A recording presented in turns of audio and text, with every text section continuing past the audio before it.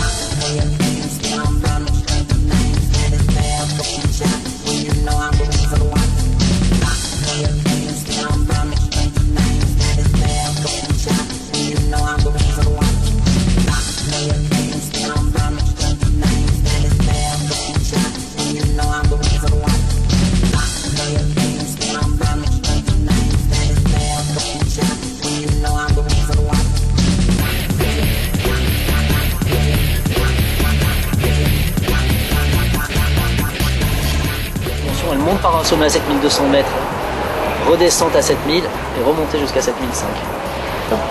On était en contact radio un peu avec ceux du camp de base qui nous regardaient à la jumelle et qui disaient non mais vous n'arriverez pas dans la journée à aller demain au sommet, donc moi je vous conseille de mettre vos 100 mètres de corde et redescendre.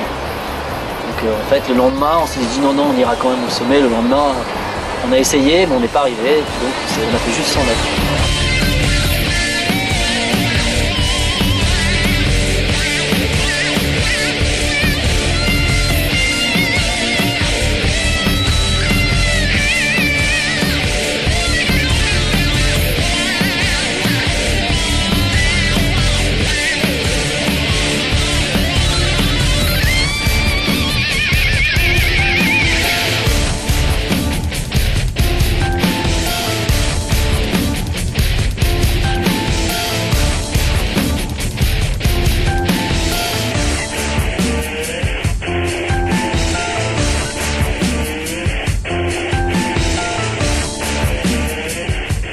Sur le lendemain, donc ça faisait le 1, 2, 3, 4, 5, le 6e jour. Donc on a remonté nos cordes qu'on avait laissées, donc évidemment l'escalade est plus simple, hein, ça prend moins de temps. Ce qu'on a fait la veille en 7 ou 8 heures de temps, là en 1 heure, on était tous les trois au point où on s'était arrêté la veille. On a continué encore un passage de 40 mètres qui était dur, et puis ensuite c'était plus, on va dire, dans un style traditionnel, où moins de l'escalade pure rocheuse, mais plus dans un style comme un peu ce qu'on pratique dans les Alpes avec où on cramponne, on remet les crampons, on utilise nos piolets, et là du coup le rythme va beaucoup plus vite.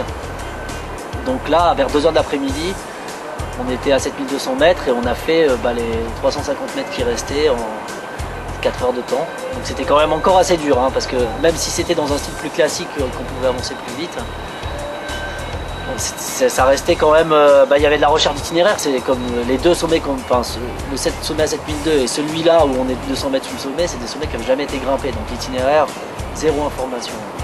Donc il faut vraiment mettre toutes ses connaissances de son côté pour arriver à trouver exactement l'endroit où ça va passer. À 10 mètres près, on échoue. Hein. Donc finalement on est bien arrivé donc on a passé toutes les difficultés aux alentours de 7400 mètres, c'était plus facile, on a fait les 100 mètres de dénivelé qui restaient et là il y a eu un dernier passage de 15 mètres très dur. Puis mauvais temps qui arrive et puis gros mauvais temps sur nous, 80 km/h devant. On est encordé à 20 mètres hein, avec Christian était devant, moi au milieu, Patrick derrière. À un moment je le voyais plus quoi. Bref, on a quand même continué, poussé dans notre idée, toujours en sachant que la prévision météo elle disait beau durant la nuit. Devant le dernier bastion rocheux, c'était 15 mètres et puis le sommet juste au-dessus. Mais il fallait passer ces derniers petits passages difficiles. J'ai l'impression que dans la vie, tu as des petits moments privilégiés. Je sais pas moi, tu prends ta voiture, tu prends que des feux verts. Des trucs rarissimes, mais ça t'arrive. Des trucs où tu dis ah putain la vie est belle finalement. Bah voilà, au sommet tu sens ces trucs là mais vachement fort aussi. C'est-à-dire que tu as l'impression d'être au bon endroit au bon moment et que tu es vachement content d'être là, vraiment. C'est un truc à l'intérieur où tu dis que tout roule, que ça va, c'est un peu des moments volés quoi.